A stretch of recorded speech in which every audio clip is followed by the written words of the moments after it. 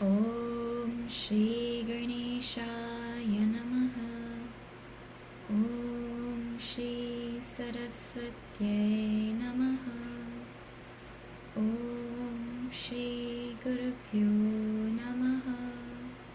Samasta Jana Kalyane Niratam Karunamayam Namami Chinmayam Devam Sadgurum Brahmavidvaram Sadgurum Brahmavidvaram. Om Parthaya Pratibodhitam Bhagavata Narayanena Swayam Vyasena Grathitam Purana Munina Madhye Mahabharatam Advaitamritavarshinim Bhagavatim Ashtadashadhyayinim Amba Tvamanusandadhami Bhagavad Gita Bhavatveshinim Namostate Vyasa Vishala Buddhe Pullarvindayata Patra Netra Yena Tvaya Bharata Taila Purnaha Prajvalito Jnanamaya Pradipaha Prapanna Parijataya Totra Vitraika Parnaye Jnanamudraya Krishnaya Gita Mritaduhe Namaha Sarvopanishado Gavo Dogdha Gopalanandanaha Partho Vatsasudhir Bhokta Dugdham Gitamrutam Mahat Vasudevasutam Devam Kamsachanuramardanam Devaki Paramanandam Krishnam Vande Jagadgurum Krishnam Vande Jagadgurum. Hari Om. Hari Om, good morning everybody, and welcome back to chapter 18. We are in the section of this chapter where Bhagavan is talking about karma. He's presenting an analysis on karma so that we can see it and think about it in total. He's telling the motivators of action and the factors of action. And Bhagavan said, I'm going to tell you about vision, jnana, I'm going to tell you about karma, action, and I'm going to tell you about the karta, which is the doer of the action, from the point of view of sattva, rajas, and tamas. So you'll have sattvic, rajasic, tamasic vision, sattvic, rajasic, and tamasic action, and sattvic, rajasic, tamasic actor. The word jnana is usually translated as knowledge, but in this case, Bhagavan is using it in the sense of vision, the way we see the world. How we see the world will determine our action.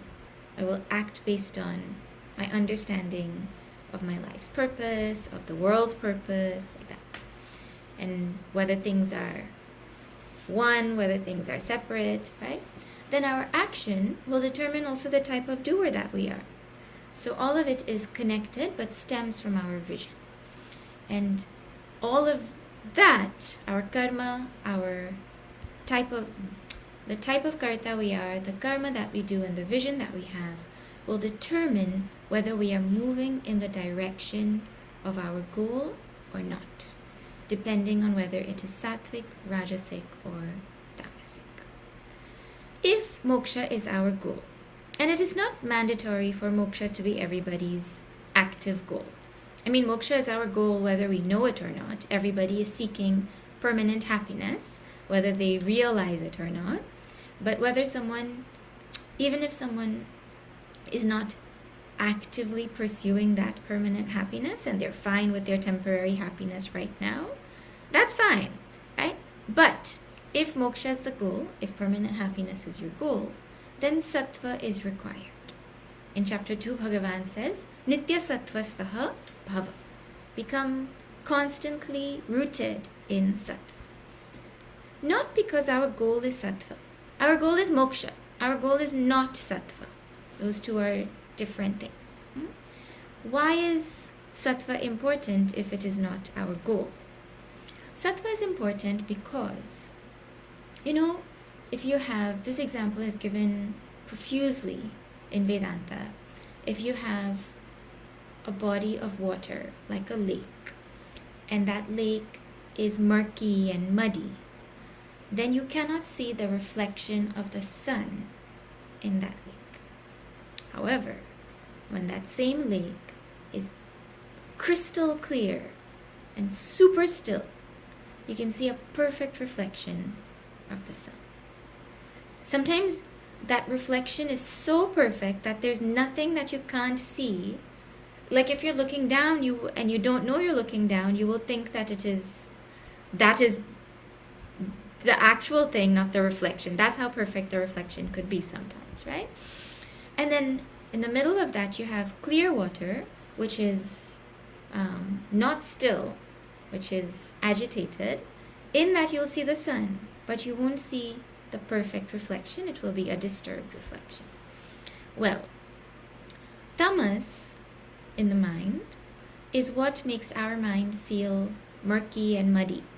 And it doesn't let that nature of ours, which is that happiness which we are looking for, which is the Satchitananda, the consciousness, which is my nature, which is behind all of this, that thing is not seen because of the cloudiness of tamas. With rajas, it is seen, but not clearly, like the ripples in the water are disturbing it. But with sattva, there is perfect clarity about my nature. There's perfect clarity about Bhagavan, like that. Both ways you can see it. So without sattva, we cannot achieve our goal. Sattva, rajas, and tamas are the three gunas that make up this whole world. We say that they are qualities of Maya, and sometimes people get the impression that there's like Maya plus sattva, rajas, tamas, right? But just like H2O, water, is nothing but two molecules of hydrogen and one molecule of oxygen together, like there's no H2O plus something equals water, right? That itself is water. In the same way, sattva, rajas, tamas is Maya. And the different combinations and permutations is what determines every iota of this manifest universe. And they all have to exist at all times.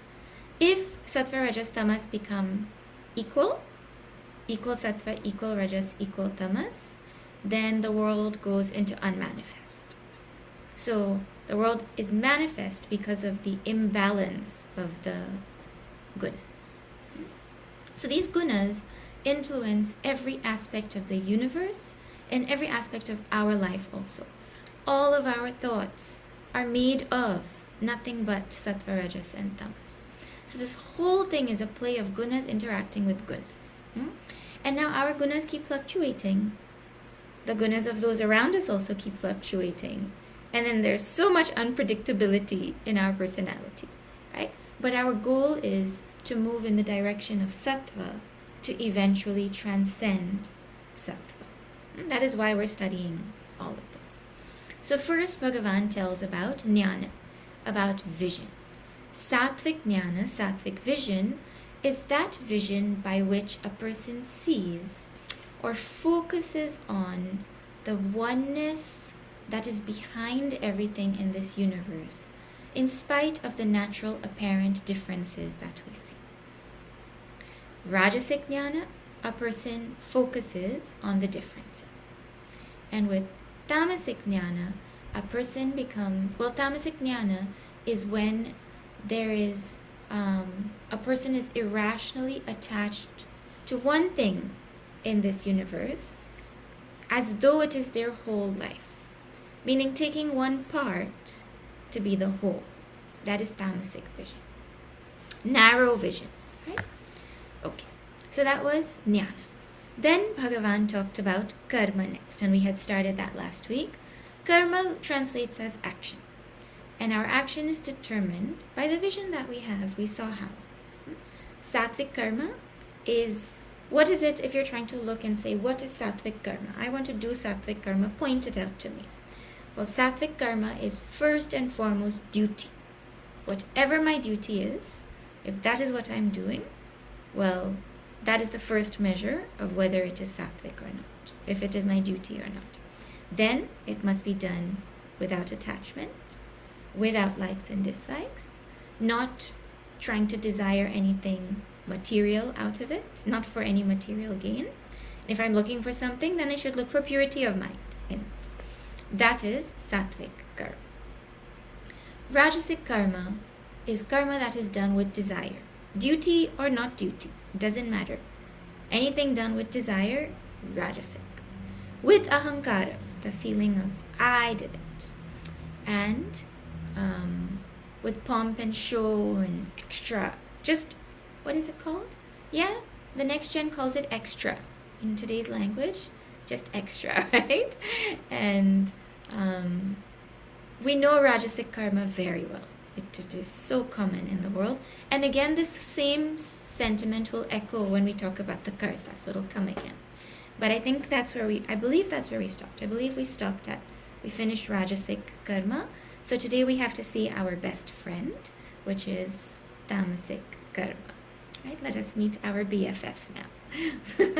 Let us chant verse number 25. This is verse 25 of chapter 18. Anubandham kshayam himsam. Anubandham kshayam himsam. Anapekshya cha paurusham. Anavekshya cha paurusham. Both recensions are there. Same thing it means. Mohad arabhyate karma. Mohadarabhyate karma. Yattat tamasa Yattattamasamuchyate. That anapekshya versus anavekshya, both recensions are there, depending which version you have. You'll have both. The meaning is the same. It doesn't change the meaning. Right? Okay. Yat tat tamasam uchyate. This is called, all these things that are going to be described, this is called tamasic. Tamasic what? Tamasic karma. 1. Anubandham is the first word. Anubandham, anavekshya. Not considering the consequences of the action. First quality of tamas. For example, I see pizza and my mind says that looks delicious and I should eat it. And I don't consider the fact that dairy doesn't make me feel good, that gluten doesn't make me feel good, and the combination of the two is terrible. Right? I don't consider that. The only thing I see is, oh, I love pizza, I eat pizza. Right? Tamasic karma, not considering the consequences of eating it. I'm sure many of you have heard this story that I share, a true story about how a lady loved gulab jamun, but she was this true story someone told us, right? She was heavily allergic to one of the ingredients in the gulab jamun. And so she decided that she has freedom of choice in this world, and so she should be allowed to eat gulab jamun if she so wishes. And so she called the ambulance and said to them, someone is having an anaphylactic attack at this address. And she called her dad and said, meet me at the hospital in 20 minutes. And she ate the gulab jamun. Why? Because I have freedom to eat what I like. No thinking about the consequences to the people around. No thinking about the the burden it's putting on the health system, that unnecessary fulfillment of that desire. No thinking about, just nothing. Just the only thing considered is what I want over here. Now we hear that story and we're like, that's ridiculous. Who would do something like that, right? But we do the same thing. We eat without considering the consequences. We let our stomach deal with the consequences. We let the people around us deal with the consequences when we get old and we're unhealthy, right? We let the world deal with the consequences that we're not healthy enough to do our duty to our potential. How is that any different? That is called not considering the consequences of our action. It's not only with food, like every single aspect of our life has it. You know, when we hear the word tamasic karma, we don't want to admit that we do tamasic karma. So let us think a little bit more about examples that show us how, hey, I should open my mind to realizing I do a lot of things without thinking about the consequences, right? You know, when people go to the grocery store, it doesn't matter what size of grocery store, and they buy boxes of chocolate and granola bars, or take it around Halloween time.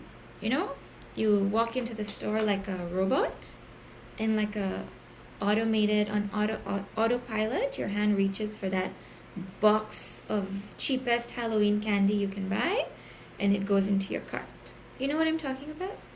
And then kids come to your door, and then you like autopilot put it in their bucket, basket, whatever.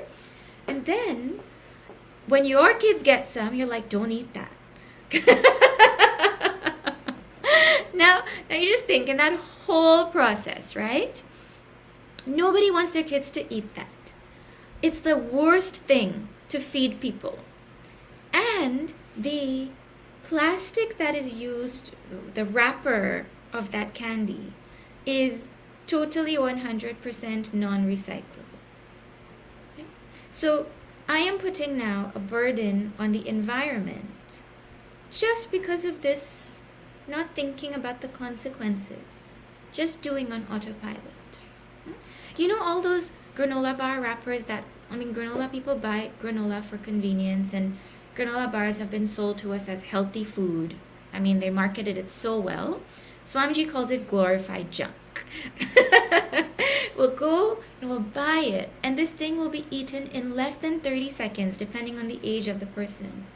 But that wrapper will last 500 years in the environment.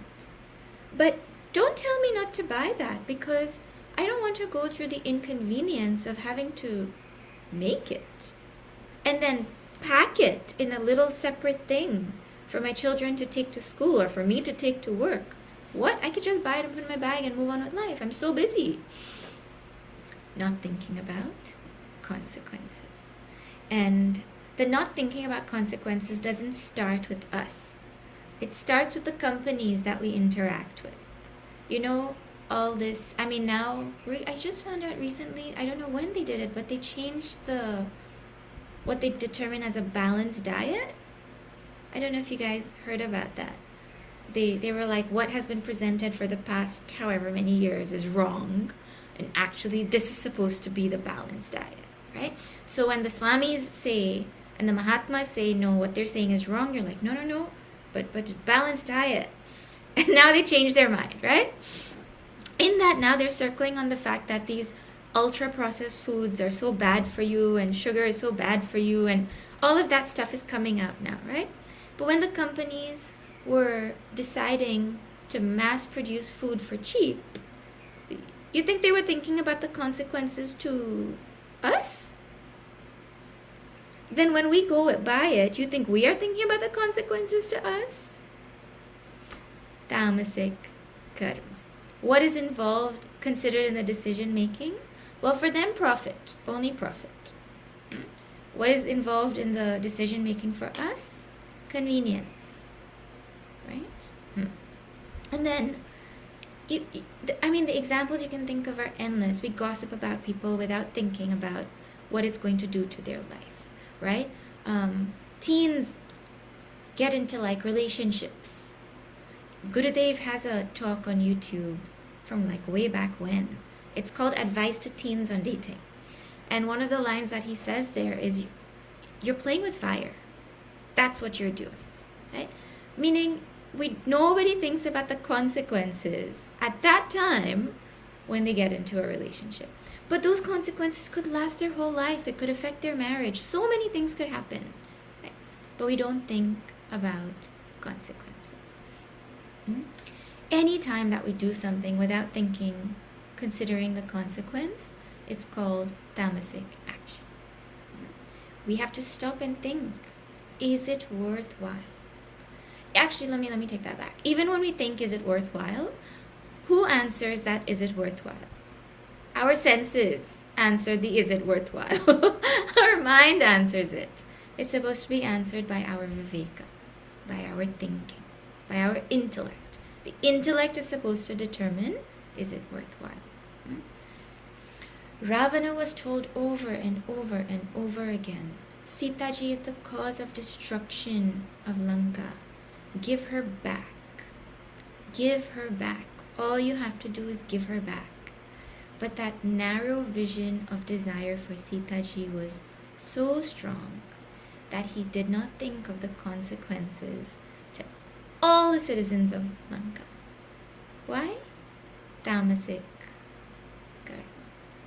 No thinking of the consequences. Duryodhana also, same exact story. Exact story. Right? You know, it's really interesting to think about how at nighttime we're naturally more tamasic. That's just the way the world is built, right? In the morning we're sattvic, supposed to be sattvic. In the middle of the day we're rajasic. And then once the sun starts to go down, tamas starts to set in in our personality too. So we go through all three like that. Sattva, then rajas, then tamas. When we are naturally more tamasic, our karmas also become more tamasic. Have you noticed we make more bad decisions when we're tired? In the olden days, you know, when we would have DVDs or VCRs, depending on which generation, how far you want to go back, right? I'm talking when you had home entertainment. Depending on how far you wanted to go back, you're watching a movie, and then you're too tired to go and change the VCR when it's finished, to put the next movie in. So you're like, you know what? I'd rather just go to sleep.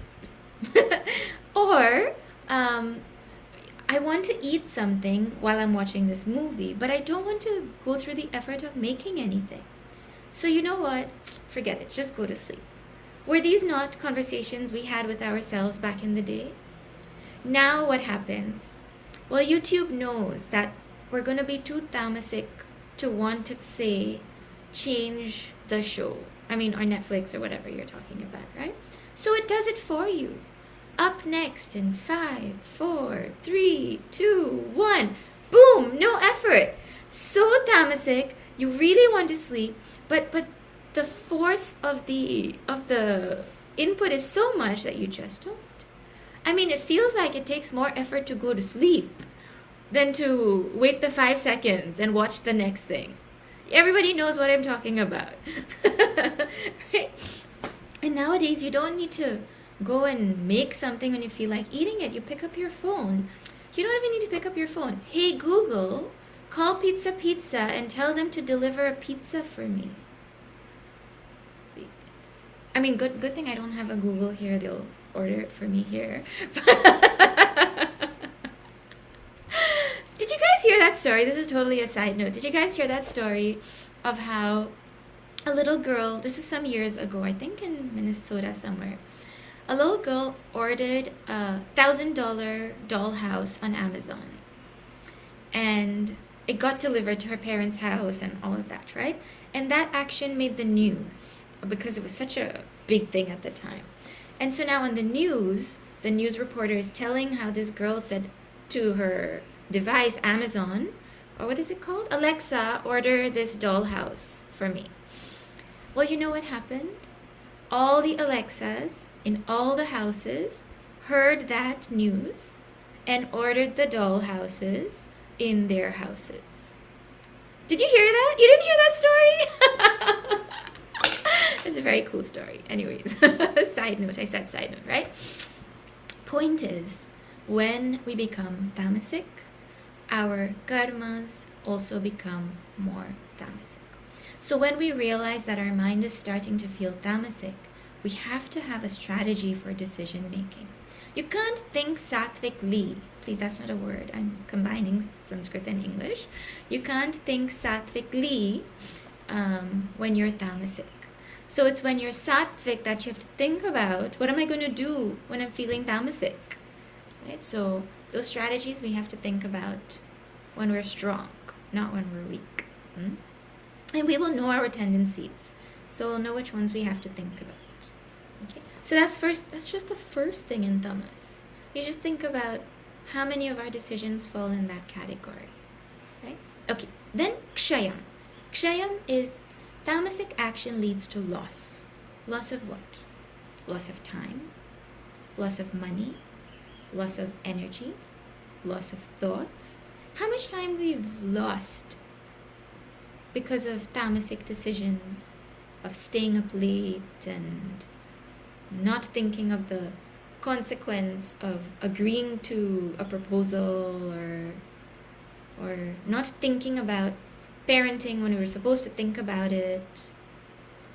So many consequences come. You know, even when we do something, it's not just not doing something. Even doing wrong things is tamasic action, right? Like, you go to a meeting and something happens in the meeting and somebody says something and it disturbs your mind. Then you spend like 3 days, or at least 3 hours, thinking about why did they say that? What should I have said in response when they said that? And you sit and then you're taking a shower and you're thinking, man, what could I have responded instead? And then you're like, oh my God, next time if this happens, I'm going to say this. This is how I should have responded. I wish I had said this to them. The meeting is over. You're not going to say it to them. It's irrelevant to your life. But the ego was so pricked that it has to think of some response now. And days and hours go into it. What was the benefit? Nothing. Only my ego became stronger at the end of that. Right? Every action requires a certain quota of time. You know how every action determines a certain quota of energy also. Like for me to lift a pen, it requires only this much energy. I'm not going to go and like exert like 10 times the energy to lift it. To open a door requires this much energy. But people go and put extra energy now to open the door. In the same way, every action deserves a certain quota of time. If an email requires 1 sentence, it shouldn't require more than 5 minutes to respond. Or a WhatsApp message. But what do? Sometimes a 1-sentence response takes like 2 days of our life. And then instead of writing 1 sentence, we write like, the person receives it and they're like, you know what, I'm not even going to read it right now. After all of that effort. Right? So determining how much, not wasting time unnecessarily when we do karma. When we waste time unnecessarily, we waste vitality. That is considered tamasic action. There's also loss of character will also qualify over here. Tamasic actions are those where there's loss of any kind. Anytime that there is any kind of regret in retrospect, it is likely a tamasic karma. Okay, the next quality that determines a karma is tamasic is himsa, violence. Violence is involved. And when we hear violent actions, we think of like those gundas from the Bollywood movies. But it's not just physical violence of gunda type. We do physical violent actions in daily life too. Right? You just think, well, those people who eat, I mean, the typical thing that comes to mind is killing of animals, right? So people who eat animals don't consider the emotions they went through, what their bhava was at the time of death, how that bhava goes into making my mind when I eat that, how I'm equally culpable for the papa even though I wasn't the one who killed. We don't think of any of that. We don't think about the violence that was involved, but there's violence involved, right? And these vegetarians are not spared. We also cause harm. We cause harm to the environment because of food, because of beauty, because of clothing, because of technology. All desires that we have cause so much harm to the environment, is it not? And our himsa is not just physical. We hurt with words. We hurt with, there's like emotional pain that's caused when you say something, right? I remember when I was growing up in junior school, maybe, bullying was a thing that used to happen.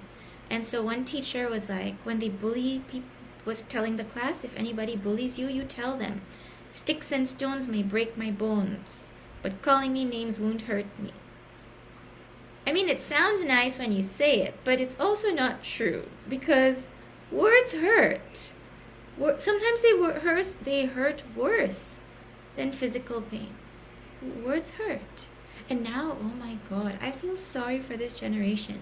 Because in our days, when bullying happened, it happened in the half an hour of recess and break time and food, lunch time, whatever that you had in school.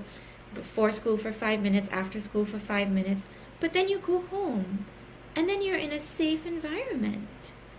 Nowadays, kids are bullied at like 2 a.m. in their bed because people are texting them mean things, and it's a really sad thing going on. Himsa, tamasic karma, it is. And then anapekshya cha paurusham. Tamasic karma is a karma where I don't consider my own capacity. I took on more than I could handle. I bit off more than I could chew. That statement is indicative of tamasic karma. That statement comes from, it's very visually easy to visualize. Like a young child takes a big bite of something because of excitement, and it's so big that now they have no space in their mouth to chew, and then they're stuck because they don't want to take it out, because once you take it out, you're not going to eat it back.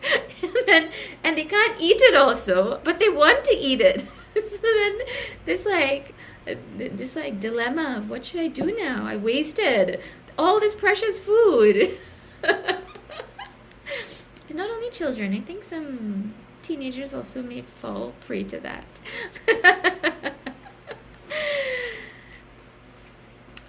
In Ramayana, there's a scene, there's a prasanga where the Vanaras and Bhagavan Ram have reached Lanka, and they're sitting and they're thinking about what to do, and then Sugriva sees Ravana, and he becomes overwhelmed with emotion because of his love for Bhagavan Ram, and he goes and he jumps out and he jumps to run and attack Ravana. Is it possible for Sugriva to beat Ravana? He couldn't even beat Bali. And Bali is stronger than Ravana. A whole army has come to fight. And this one little Sugriva now goes and he tries to bite Ravana and he tries to fight with him. Well, obviously, nothing is going to come out of that. No victory is going to come out of that. Afterwards, Bhagavan Ram tells him that it was foolish of you to do that. You're a king. What would happen to your people? And good intentions are not enough. He says you have to plan and then you have to act. You have to think before you act, right? Don't go into things without thinking. So, and it's all based on the fact that we have an intellect, therefore we're never excused from thinking. Okay, then he says, mohat arabhyate. It is started because of delusion. Delusion is what makes us not gauge properly. because of delusion. When we don't do proper vichara, proper viveka, we don't go to satsang, our delusion which we are born with never goes away. And society just keeps on adding and adding and adding to our delusion. Delusion at the simplest level is upside down thinking, not thinking correctly. And see, society feeds us dialogues like time is money and the American dream. I mean, now we know better, but society feeds us dialogues like this. For example, I heard a psychologist recently. I heard a psychologist saying, our brain isn't wired for happiness; it's wired for survival.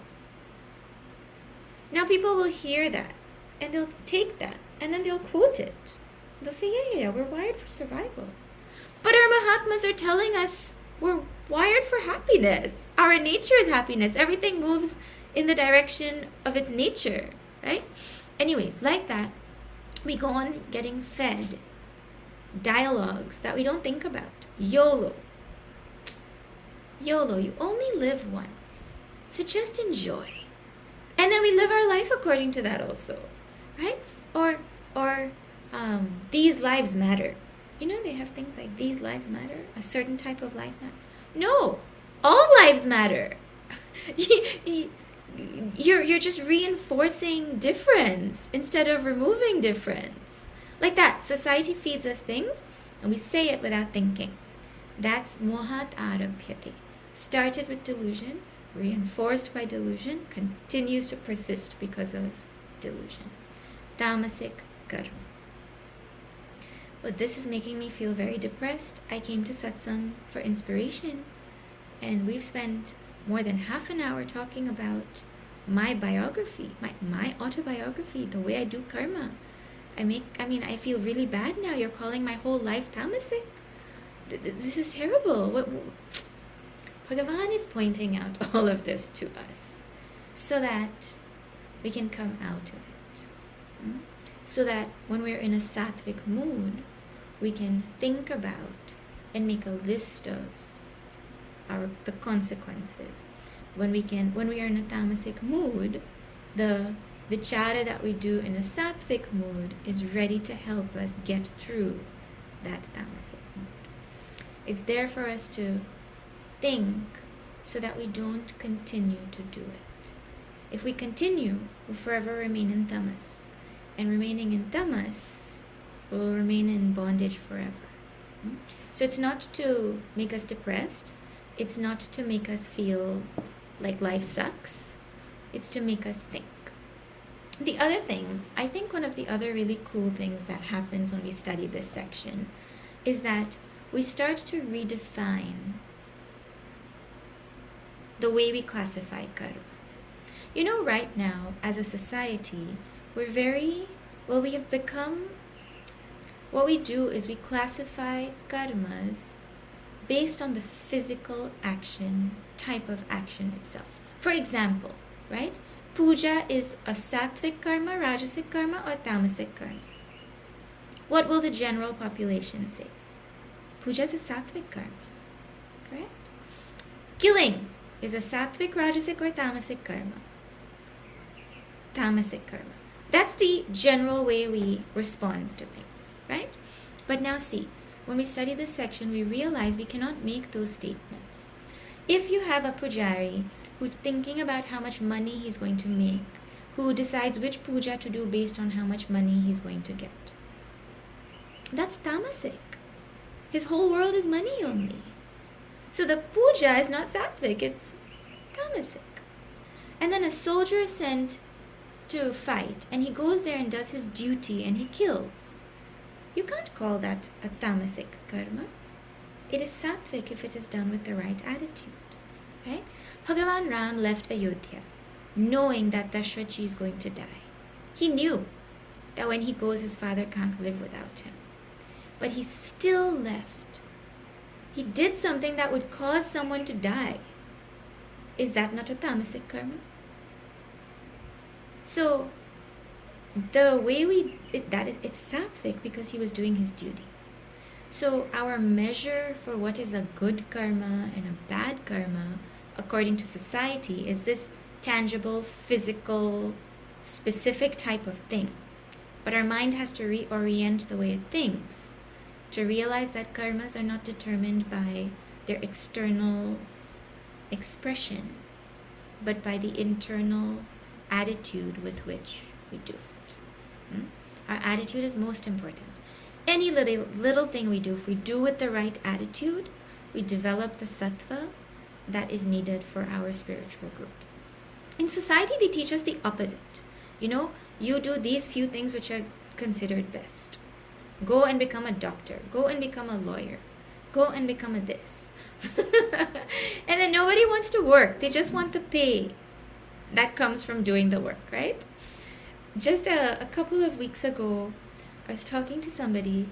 We have one of the bathrooms in our ashram has not been working properly for the past year and a half, right?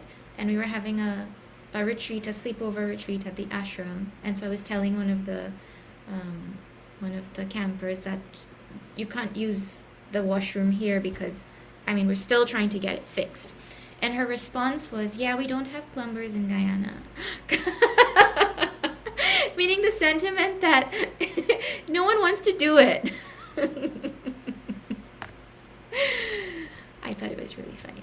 Point is, most important is our attitude. Please don't go and tell people we don't have plumbers in Guyana. That's not the literal point of what I said.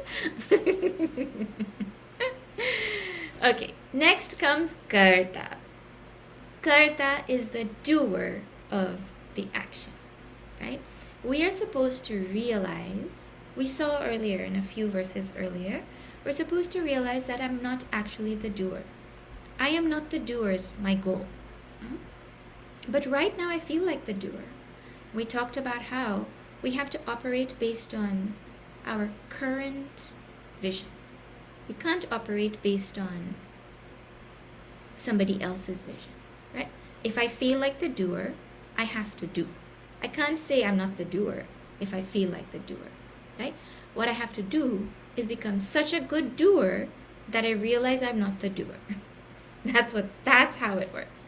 And so Bhagavan now takes time to describe to us the different types of doers so I can see which one I am and then move in the direction of sattvic doer. So let us chant now verse number 26. Mukta sango naham vadi. Mukta sango naham vadi. Dhrityutsaha samanvitaha. Dhrityutsaha samanvitaha. Siddhya siddhyor nirvikaraha. Siddhya siddhyor nirvikaraha. Karta satvika uchyate. Karta satvika uchyate. Karta satvika uchyate. This karta is called sattvic. Which karta? The one that is described in the rest of the words. 1. Mukta sangha. Mukta sangha means free from attachment. One who does karma acts free from attachment. What attachments do we have right now? We have a lot of people have a lot of attachment to the action that they're doing. And that is why people have, it comes with the sentiment that I want to be the one to do it. That is why people don't retire and they don't empower the next generation. And just a few days ago in Ramayana, we were seeing how Sugriva was made king after Bali died, and Angad was made crown prince. And then a few days after that, Bhagavan Rama called Sugriva to teach him Rajniti, to teach him statecraft. And one of the things he told him was, you go back to Kishkinda now and you rule alongside Angad. Meaning, don't let Angad just be namesake Yuvaraj. Don't let him just be namesake crown prince. That's a very common thing that we see in the world, where people are given the title, but those who are still in power don't actually empower them. That's not sattvic karma. To be attached. It's not sattvic action. We are not being a sattvic karta when we are attached to the actions that we are doing. Good, bad, duty, doesn't matter. I'm not supposed to be attached to it. That is what it is. Then we're also attached to results. We talked about this over and over and over again, right? We're also attached to the place where we do our actions. That's why people don't like to leave their company. People don't like to... we have attachment to the place also that we work. And we also have attachment to the images related to the action. We have lots of attachment. I'm just giving some example. For example, and we all fall prey to this at different times based on where we are, right? I want to be a doctor, but I only want to study in a university that I consider prestigious. Okay? So I won't go to a university where I can get the degree in 5 years because it's in India. Who wants to go there? I'd rather go to North America and pay more and study for longer years. I'm just telling actual thoughts that go through people's minds, correct or wrong. These are actual things that people think about. The image of where I go to study is so important. People who have talents like painting, they'll paint something and they have this image in their mind that it should only be displayed in a certain type of environment. I should only sing in a certain type of environment. In the spiritual world also, I should only do satsang if there's a certain size of crowd. You know what I'm talking about, right? I can only I can only present if there's a minimum audience. That's called the opposite of sattvic, being a sattvic karta, right? A sattvic karta doesn't act because of any attachment. They only think it is my duty. That is why that phrase, the size of your audience doesn't matter, keep up the good work. That sentiment is along this line of sattvic karma. My focus is on my duty. Gurudev came and his first talk was to 4 people, including himself. Gurudev. you know what I mean? Alright, like that. So, sattvic karta is one who's mukta sangha. Is not attached, meaning the only thing he's thinking about is this is my duty, full stop. The full stop comes right after this is my duty. Sattvic karta is also anahamvadi. Someone who doesn't go on saying, I did it, I did it, I did it. A really good example of an anahamvadi is Hanumanji. In Sundarkanda, when he comes back from Lanka, Jambavanji tells Bhagavan Ram how he burned down the whole of Lanka and he was so good, and the whole story he's telling. And Bhagavan Ram starts to praise Hanumanji. And he says, wow, Hanuman, you're wonderful, And Hanumanji says, no, Bhagavan, it was all the fire, all the cloth and all the oil was from Lanka. The match was from Lanka. Then the wind was not mine, it was yours. All I did is what a monkey does if his tail is on fire. I just jumped. I can't take credit for that. And so he says that. And again, Bhagavan starts to praise him, right? And at that time, Hanumanji just falls at his feet. And he says, please save me. Please save me from this praise. Don't praise me. Please save me from this praise. That is anahamvadi. I didn't do it. Don't praise me. Bhagavan Ram also, after the war, when they go back to Ayodhya, he tells Vasishta Rishi, his guru, that it is because of all these friends of mine that we won this battle and we defeated Ravana and we brought Sitaji back, right? Then he turns to his friends and he says, it is because of the grace of my guru that we were able to win this war.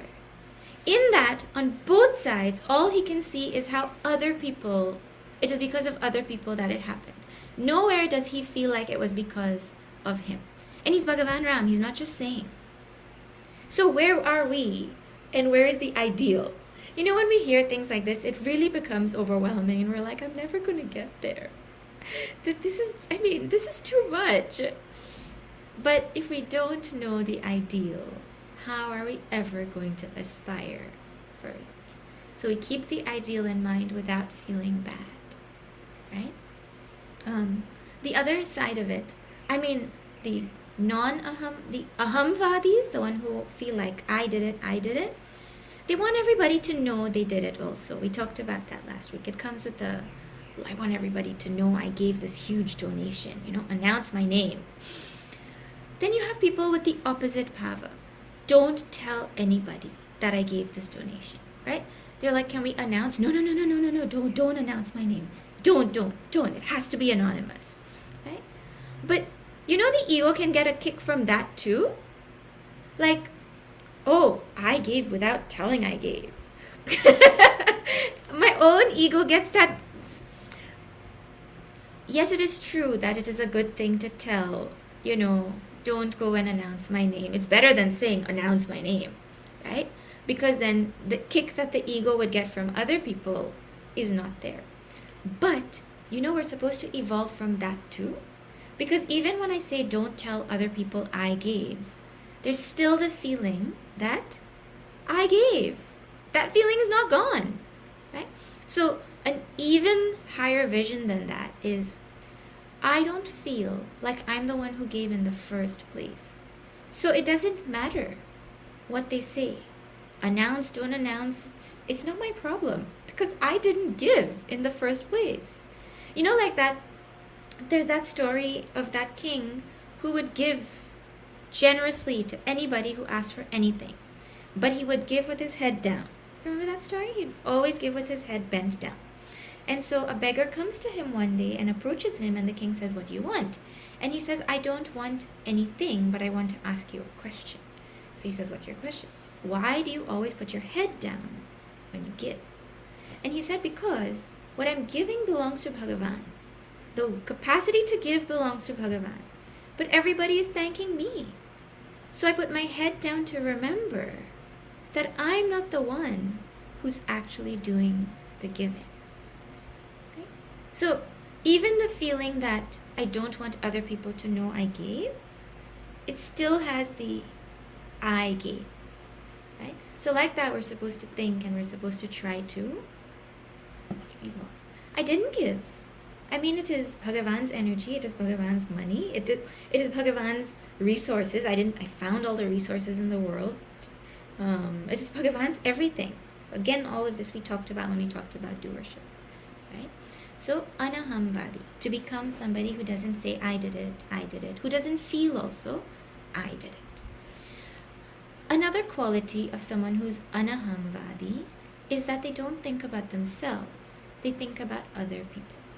Remember when we say myself, it includes my family. Me and my is part of me. Anahamvadi is thinking about community. They're thinking about their contribution that they ought to make to the world because they see the interconnectedness that they have with everybody and everything in this universe. And in the olden days when people would go to the shop on the side of the road with an empty cup, and then over there they would fill 1 cup of oil, and then they would fill 1 cup of sugar, and then you would take it home. You didn't know where the oil came from, where the sugar came from. Like you have your little cup and you take it and you get it filled. But now the dynamics are different. We are very aware of the global village that we live in. When you go to the grocery store, at least in North America, you have labels there from China, from Peru, from wherever. You know exactly where this came from. And in Guyana also, we go and we ask, is this local or is it imported? And they tell, this is not from Guyana, this is from somewhere else. Right? We're very aware of the fact that what we're eating is coming from that's just food. Forget all the other things also.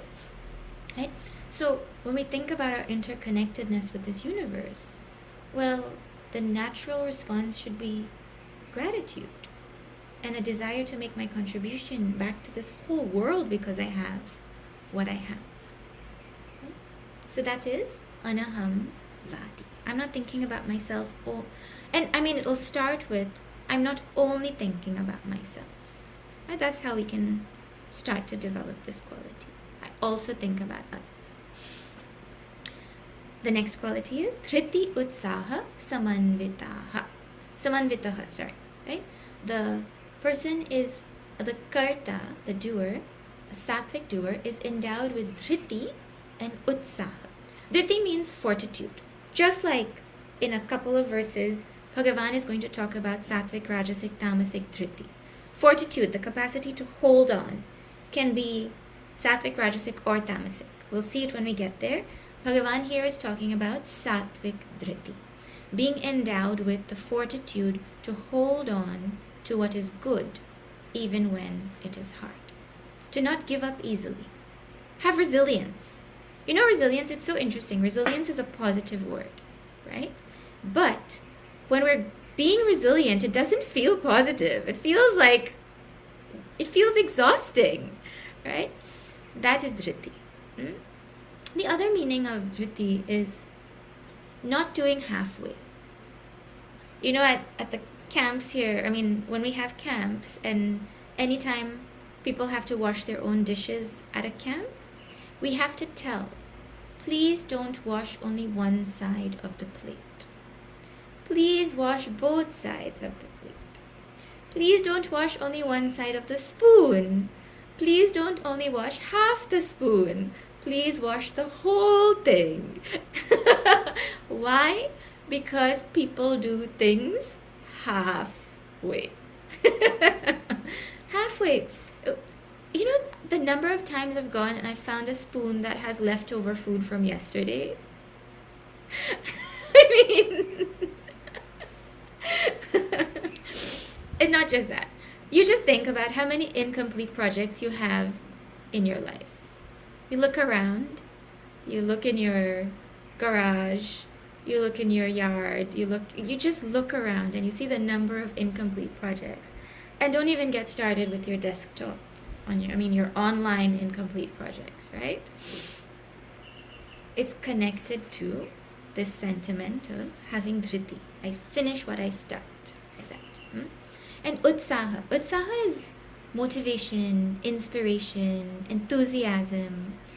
And it's very difficult sometimes. You know, you end up in a situation where you expect the people around you to act in a certain way, but then they don't. And it's so demoralizing to work in that kind of environment. So demoralizing, very difficult. And at that time, you need to have some kind of internal motivation to keep going. So how to stay motivated? You know, that like common question. How can we stay motivated? Well, the answer is be a sattvic karta. How is it that a sattvic karta stays motivated? Because their motivation is not anything tangible. Their motivation is only, this is my duty. Be who you are, do what you do. It doesn't affect my duty. Their focus is only on their duty. Doing it cheerfully, utsaha. You know, you think about how we act right now, how we make our decisions in life. We act out of duty. Well, yeah, you might say, yeah, I act out of duty. But even within our duty, do we do it because we feel there's an inspiration to do my duty and make my contribution? Or do we do it more out of fear? If I don't show up to work on time for a certain number of days in a row, I will get fired. If I don't eat healthy, eating healthy is our duty. It's the dharma. One of our dharmas is to take care of our body, right? Eating healthy is dharma, is duty. We eat healthy because it is duty, or we eat healthy out of fear of getting sick? Honestly. So even when it looks like we're doing the right thing, the motivation behind it is not this sattvic motivation, right? The utsaha should be from the fact that I am doing my duty. Right. Then siddhya siddhyoho nirvikaraha. A sattvic karta is equipoised, balanced in success and failure, in gain and loss. Because remember, they're not doing because they want anything. Right? It's impossible to always be successful. Impossible. We are always going to be unsuccessful at some point, no matter how good we are. Right? But now see what happens to a sattvic karta. Do we feel bad about failure? Is going to come, right? When failure comes, is it guaranteed that we always feel bad about it? Or there are some scenarios where we don't feel bad about it? I don't know. I mean, I think everyone would have had to have gone through this at some time, right? Let's take an example like we're very much detached from nowadays, like when we were in school. Easy to think about that. We would have done well in some tests, and we would have done bad in some tests. It's always not nice to do bad in a test, right? But when we studied sincerely, and we studied properly, and we still did bad, it was way easier to digest that bad than when we didn't study and we did bad. Correct or wrong?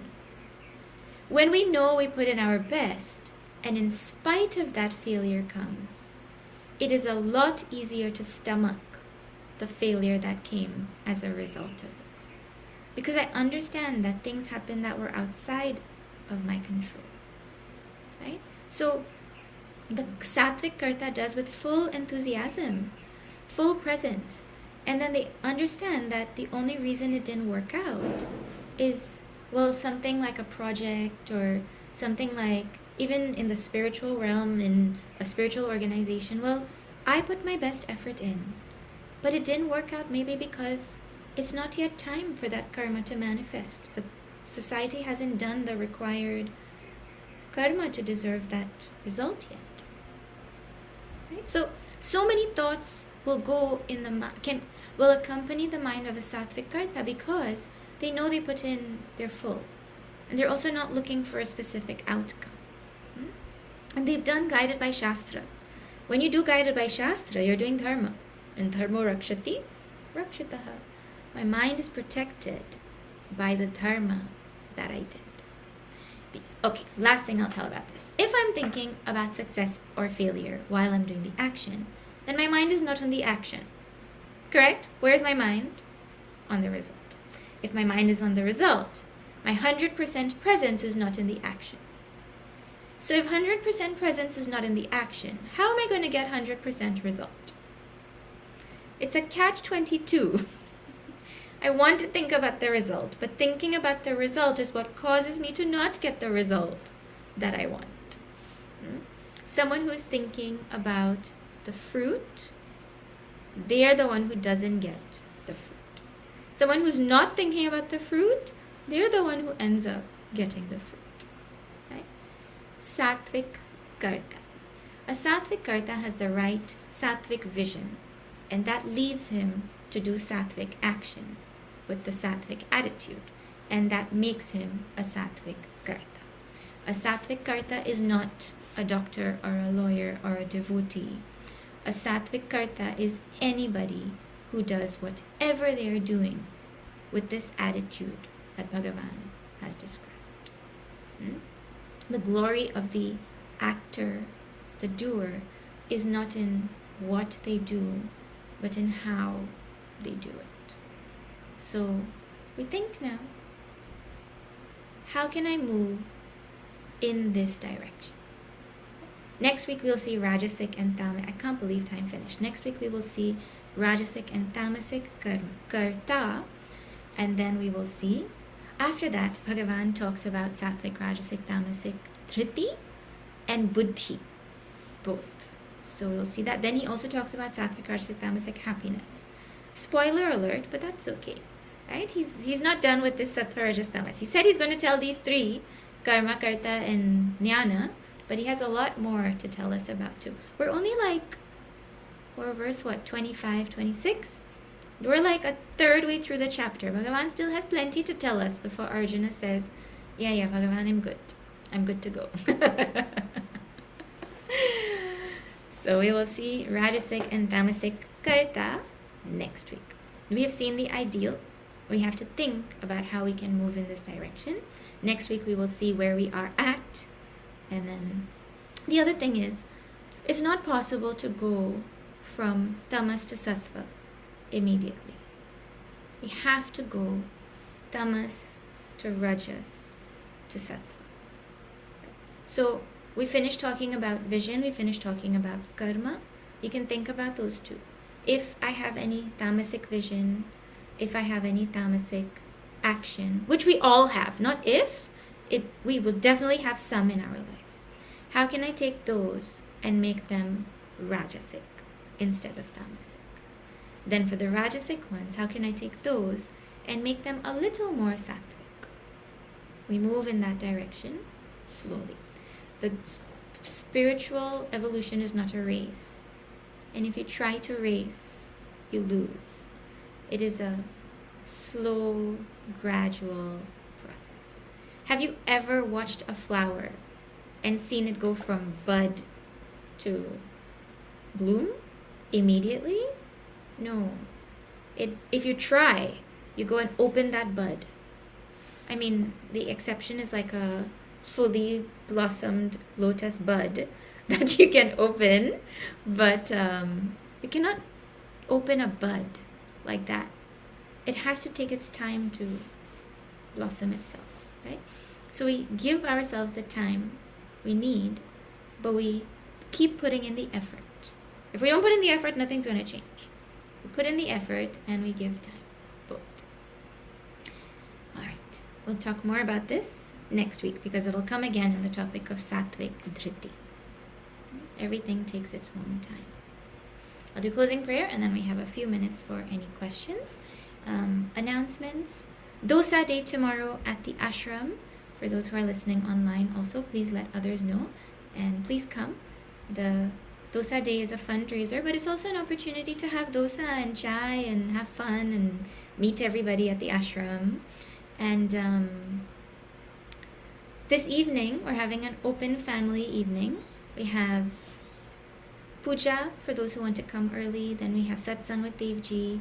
Then we have seva and dinner, help to cut onions and peel onions and peel garlic and all of those things in preparation for tomorrow.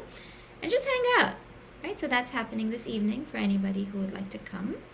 And then tomorrow's the Dosa Day. Om Purnamada Purnamidam Purnat Purnamudachyate Purnasya Purnamadaya Purnameva Vashishyate. Om Shanti Shanti Shanti. Harihi Om Shri Gurubhyo Namaha. Harihi Om Shri Sadgurunath Maharaj Ki Jai.